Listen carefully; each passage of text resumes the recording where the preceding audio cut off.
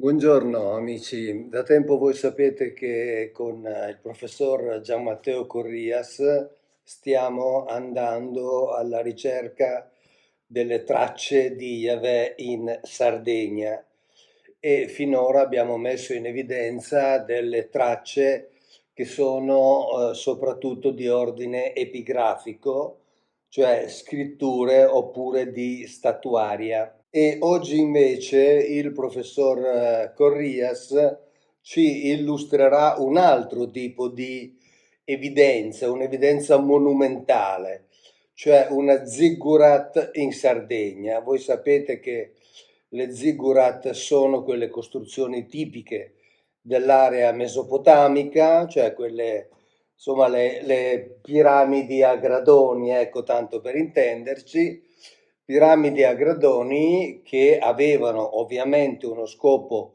cultuale, piramidi al vertice delle quali si trovava sempre una costruzione nella quale si diceva che la divinità che proveniva dal cielo si univa con la sacerdotessa che era riservata a questo presunto Dio che proveniva dal cielo, e devo dire che alcuni anni fa, pochi anni fa, il ministro dei trasporti iracheno ebbe a dire, destando un grandissimo stupore in un convegno internazionale, che le ziggurat erano delle rampe di lancio attraverso le quali le divinità, lui si riferiva al tempo dei Sumeri, raggiungevano il cielo o provenivano dal cielo.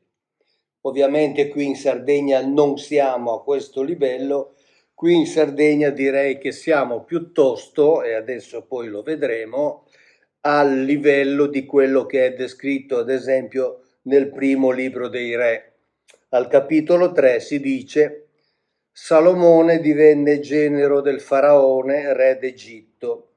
Infatti ne sposò la figlia e la condusse nella città di Davide, dove rimase finché non ebbe ultimato la costruzione del suo palazzo, del Tempio di Yahweh e del muro di cinta di Gerusalemme.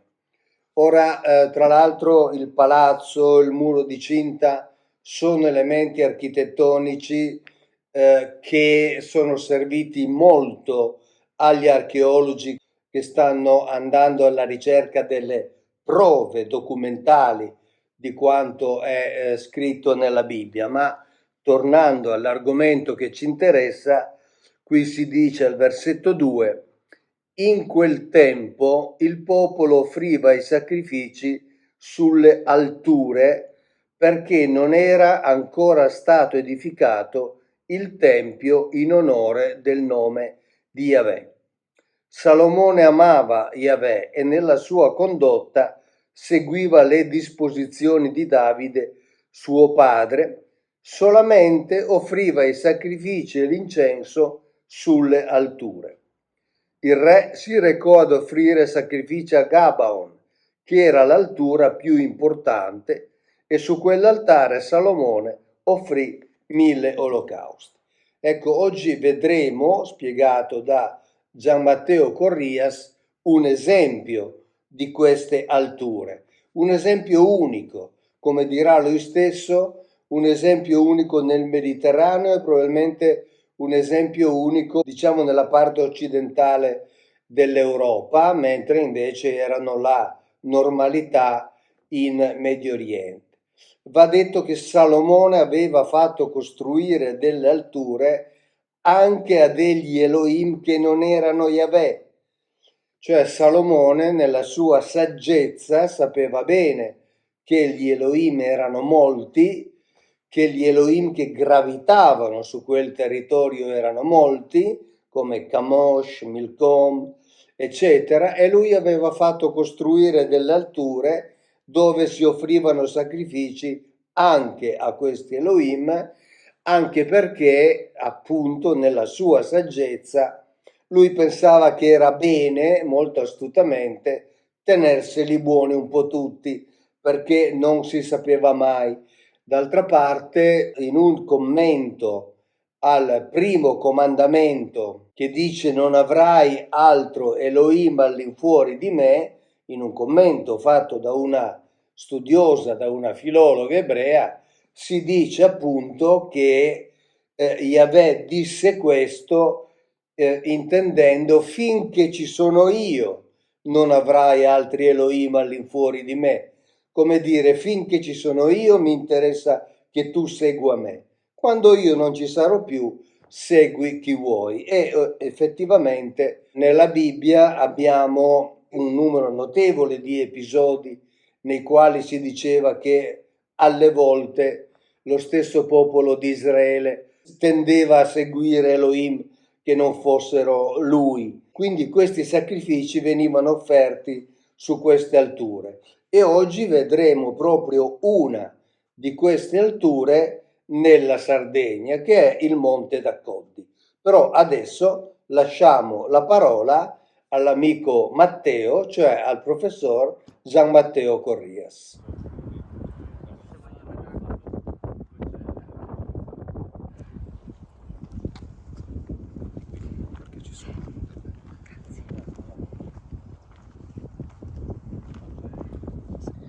L'altare preistorico di Monte d'Accoddi è un unicum in tutto il Mediterraneo e direi in tutta l'Europa.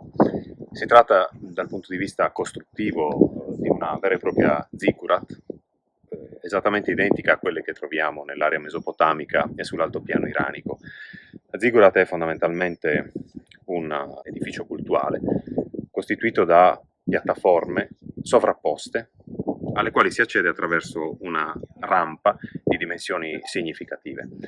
L'idea è quella di elevazione, di idealmente ricongiungimento con la regione uranica, la regione dei Deva, la regione dei Celesti, e infatti la sommità di questi grandi altari preistorici era il luogo deputato all'invio dell'offerta. La nostra ziggurat, appunto, ripeto, qualcosa di unico in tutto il bacino del Mediterraneo e appunto in tutto il continente europeo, ha una base di 30 x 38 metri, un'altezza attuale di 9 metri, dobbiamo però immaginare al di sopra della piattaforma superiore un sacello che era il luogo deputato proprio alla celebrazione del sacrificio, e una grande rampa di 40 metri che consente appunto l'accesso al luogo di culto. Il sito è stato scavato negli anni 50 grazie ad un'intuizione di Ercole Contu che davanti a una collina, come se ne trovano tante in Sardegna,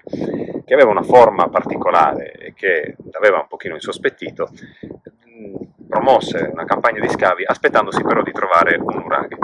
Quello che è emerso dal lavoro di scavi è stato qualcosa di sorprendente, qualcosa che per la sua unicità davvero ha creato un entusiasmo straordinario. Le foto che sono disponibili appunto di quella straordinaria campagna di scavi ci testimoniano appunto anche di questo entusiasmo che Ercole Contu e la sua equipe ebbe nel momento in cui si riuscì a riportare alla luce questo straordinario monumento.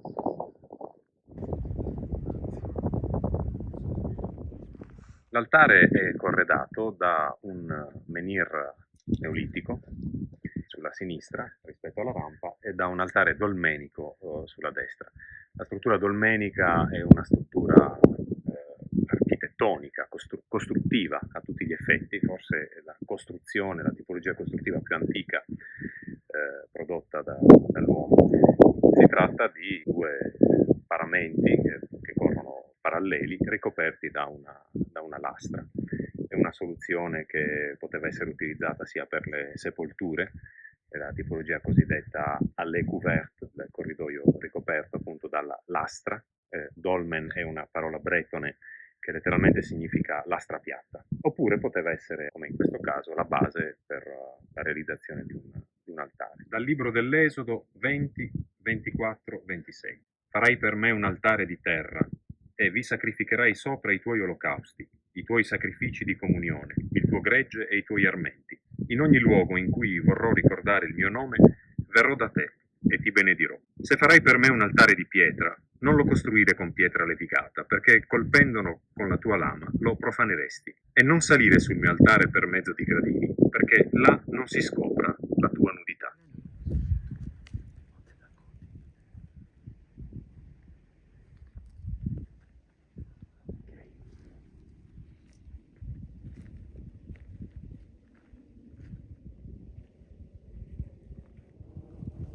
Poi in relazione a Esodo chi che prende una... hai letto prima, io mi chiedo che fastidio dava a Dio vedere le nudità dell'uomo, visto che l'uomo è nato nudo. Già. Poi l'altra domanda che mi faccio è, ma Dio non vedeva quindi attraverso i vestiti, ovviamente, perché sarebbe cambiato ben poco, oppure l'altra cosa che dobbiamo pensare è che mentre il sacerdote saliva, Dio stava sotto le scale e guardava da sotto in su. Ci sono tutta una serie di elementi che rendono questo Dio molto piccolo, piccolo, piccolo e molto umano, perché sarebbe stato sufficiente per lui distogliere un attimo lo sguardo qualora fosse stato infastidito Assolutamente, dalle sì. nudità.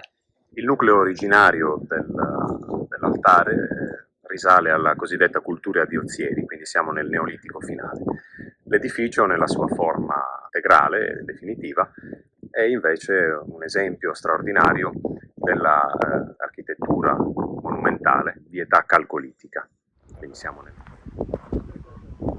E da quella piattaforma facevano salire i fumi tanto graditi a Yahweh e ai suoi colleghi. Per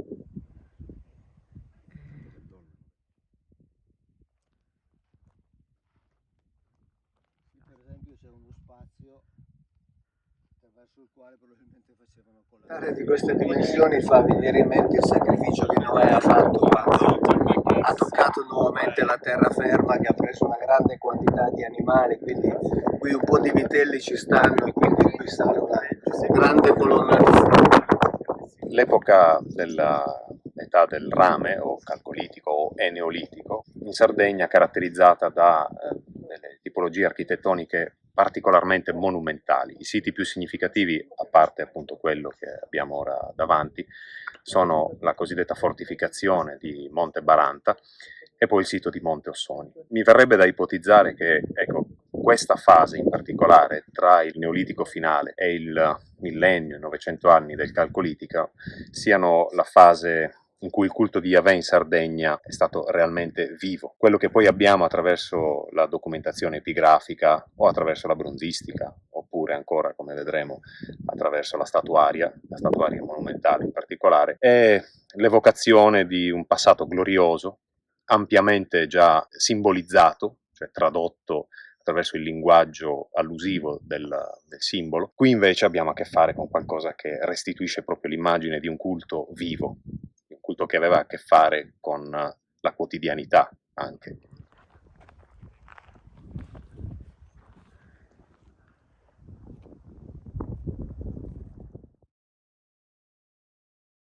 Abbiamo nella zona nord-est, diciamo, rispetto all'orientamento del monumento, le tracce di un villaggio collocabile appunto al primo periodo calcolitico.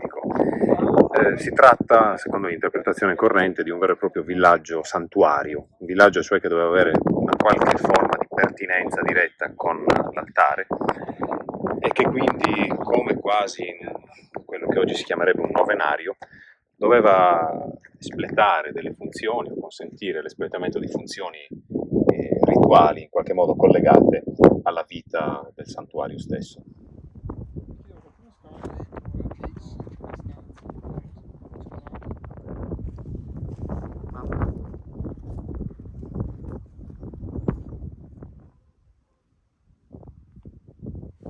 Il fatto che ci sia una statua stele, il fatto che ci sia una figurazione ci consente di datarla a un periodo piuttosto basso, io direi fine età del bronzo.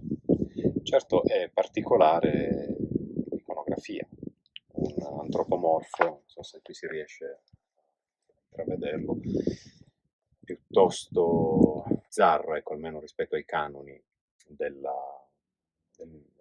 statue stele sarde.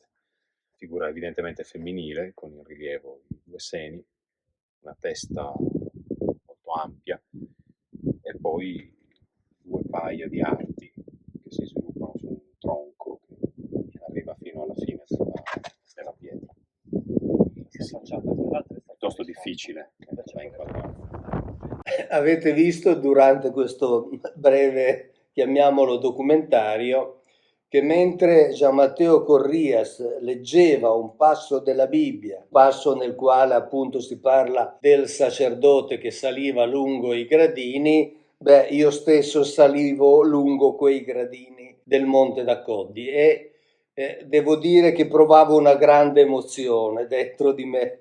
Probabilmente, ovviamente non si vedeva perché ero ripreso di schiena, ma io avevo un po' di brividi nel sentire questa voce dentro di me che riecheggiava questo racconto biblico. Salivo ovviamente non sentendomi come sacerdote, ma sentendomi come piccolo uomo che ripercorreva invece i gradini di un grande luogo, un luogo dove si celebravano sacrifici alle cosiddette divinità. Tra l'altro questo luogo è legato anche alla famiglia Segni, in particolare ad Antonio Segni, che poi è diventato ovviamente Presidente della Repubblica Italiana. Era nel territorio, questo Monte d'Accoddi, nel territorio di proprietà della famiglia Segni, che aveva notato questo rilievo molto particolare. Devo dire che è un rilievo molto particolare, ma non è l'unico.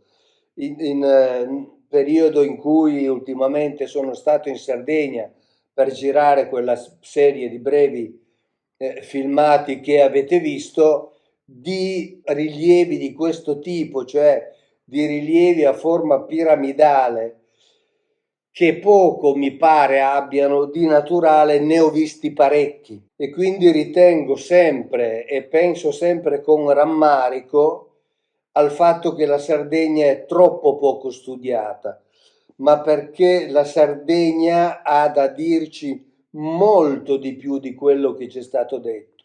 Noi normalmente leghiamo la Sardegna, giustamente, ai nuraghi, poi la leghiamo ai Fenici, ai Cartaginesi, ai Romani, ma la Sardegna ha molto di più da dirci proprio in relazione ai collegamenti stretti che aveva con il Medio Oriente e che dovrebbero essere messi sempre più in evidenza, dovrebbero essere approfonditi, perché abbiamo lì veramente un tesoro di storia, un tesoro di cultura, un tesoro di segreti. Parleremo anche dei giganti in un prossimo video e quindi la Sardegna ha molto da dirci. Per questo io provavo quell'emozione nel salire quelle scale su quell'altura, mi sembrava di salire su una di queste alture bibliche a cui fa riferimento il libro dei re e non solo, e per me era un qualcosa di grande, potete immaginarlo, sono anni che vi racconto della Bibbia, continuerò a raccontarvi della Bibbia e quindi provare quella sensazione è stato per me un qualcosa di unico, ma spero veramente intanto di poter tornare in Sardegna per spiegare attraverso gli studiosi sardi, soprattutto attraverso quegli studiosi che sono dei pionieri della storia sarda, cioè quelli che ci mettono di fronte a delle conoscenze che non sono quelle tradizionali, che non sono quelle semplicemente spiegate dalla accademia che ci racconta quella storia che tutti conosciamo, che leggiamo nei libri e che viene insegnata anche nelle scuole, ma che ci raccontano una storia diversa, una storia che è molto più affascinante perché è legata ad una storia molto più grande. Già la Bibbia, io dico sempre, che è una piccola parte di una grande storia che riguarda tutto il pianeta Terra e la Sardegna è uno dei tasselli di questa grande e affascinante storia. Ciao, grazie e alla prossima.